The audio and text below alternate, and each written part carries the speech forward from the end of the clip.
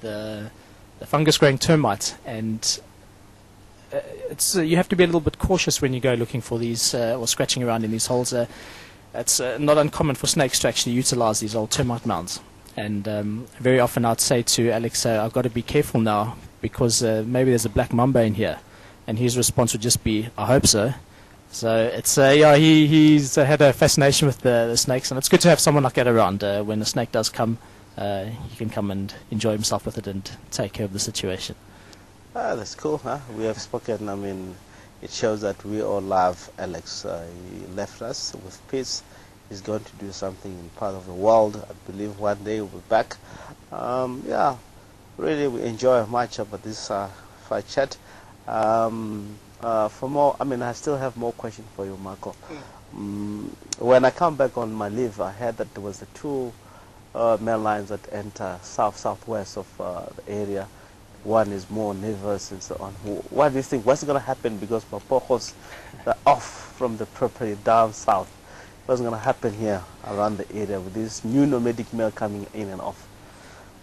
Yeah, that's quite interesting. It's been a while since I've been here. I haven't seen any other lion bar the Mapojos. And I believe since the Mapojos moved into the area, there hasn't been much activity of other lion passing through. So it's nice to see activity of lions moving to the area again, and especially two nomadic males.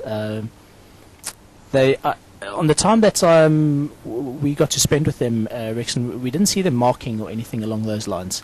So it'll be interesting to see if they're passing through and going to try and establish a territory somewhere. But they still got a lot of growing to go before they could pose a big threat to the Mapojos even. But with the coalition of the Mapojos, they haven't been through Western Gauri recently, so well, I think the last time we saw them was with the buffalo, and that was 2 months ago now. 2 months ago. So scent isn't fresh out in the bush. These two nomadic males perhaps won't pick up on that fresh sense of other dominant males in the area, so it's possible that's why they might be exploring quite freely at the moment.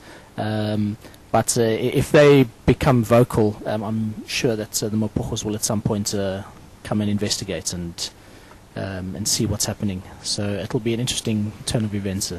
Yeah, it's great because as Marco said, with those two young males, I also mentioned on our drive that they're still young. I don't see future of them hanging around in the area because they have to grow big and more attraction to the females.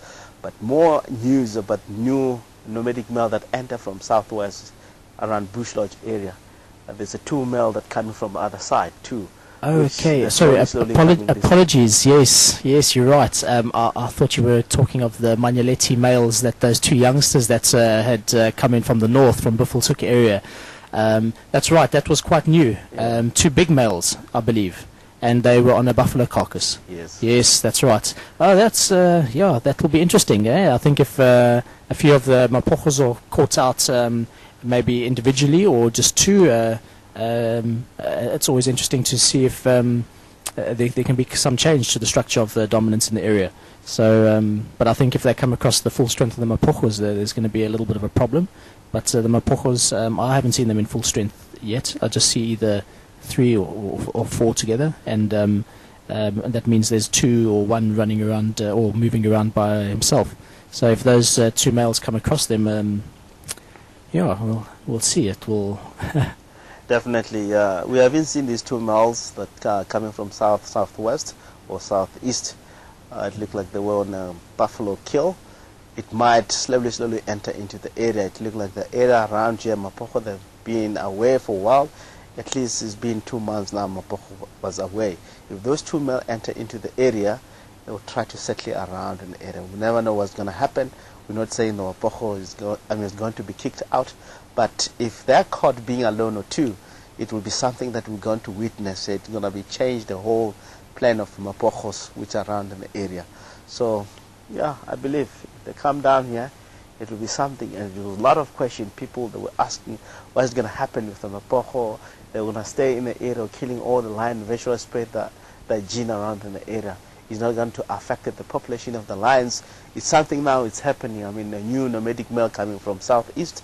they will be in the area. We don't know what's going to happen. Maybe Mapoko will come being 4, 3 or 5. Also the new males, you never know what's going to happen. But I believe this is the right time for Mapoko, I mean, to split out into different females around the area. And I know that there's many questions that are coming through about these notorious males around in the area. So here's an answer for today. I believe, yeah, it's the right time for now for a change. Yeah, I believe Peter is going to come and join me for a while and sit and have a chat about the week's events. Yeah, thanks, Eric. It's been good having you here, and it's good to have you back and just chatting. It's always nice for everybody to come and join us around the fire here and just get a feel of what life really is like for us out here. We spend, it's not just a Sunday night live broadcast that we come and sit around the fire. This is a very regular thing that we do out here in the bush, and it's a very important part for us. It's a good time for friends to talk and discussions and ideas and just general chit-chat about what's happening in life and what's happening around us. So it's yeah, it's always good, and it's always good to have other faces and a lot of new faces all around us, staring at us, coming to see how things are and how life is out over here with the WildEarth crew. But yeah, always welcome to see new friends and new faces out over here. So I think let's get Mr. Pt.3 out here. And Peter, are you hiding away from us? He's very shy. No. I was waiting so you could hear me. We're going to change with Rex just now. Actually, I actually wanted to jump in here earlier, but I didn't want to invade. You guys were chatting away. One of the quick questions that just came through while you were talking regarding the Shangaan earlier. Rexon was the name for an owl in Shangaan. It's Skova. I know that's the Fanaga law name. Is it exactly the same in Shangaan? Skova. Skova. I actually had a friend that was called Skova. He had one eye that always looked a little bit like this, just because like an owl checking with different angles. And also, Marco, since we're in a sort of live space around the fire now, sure, I'm going to have to put you a little bit on the spot, if that's all right. Alex gave you the blue suit to wear, and it's not that cold tonight, but maybe just show people what it looks like. You know, Alex, it took forever for us to get Alex in front of the camera. Eventually did a drive, which was a very special experience for me personally as well, and for everyone else going along with him. But I just really enjoyed seeing Alex come out. He's got a great heart and a great passion for Africa. And I think the blue suit should maybe be showcased a little bit quicker this time. It took us weeks of joking with Alex before he finally stood around in it. But it's up to you, Marco. Of course, there's no pressure. There's lots of people who want to see it, I'm sure. Grab a seat, Peter. Grab this one. Cool. Well, we've changed our plan a little bit in terms of who's talking where. But yes. Yeah, it's nice. I mean, unfortunately, we have questions that we need to answer for tonight. I mean, next time I believe we will have more questions. Sometimes we might run out of info that we have to give, but there's quite a lot of things that we can really chat around the fire here. As I mean, Marco is going to wear a suit to say goodbye from Alex.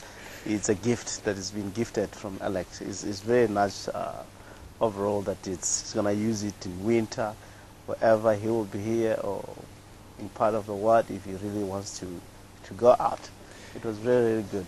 Yeah, no, it certainly served Alex well, and I got a little bit nostalgic in the control center listening to you guys talking about Alex. Yeah, it's like Rexon said, Alex was a friend, and not just to us here at camp, also to you, everyone else that's come with WildEarth, whether it's the last few days maybe, or whether it's the last year or two. He was certainly a character, and in a big way. So. Yeah, heads up to Alex. But Rexon, I also heard you saying you hope he comes back. I'm sure Alex will be back at some stage. Yeah, he's one of those guys that the world is his home. He moves around the same as a lot of us. So.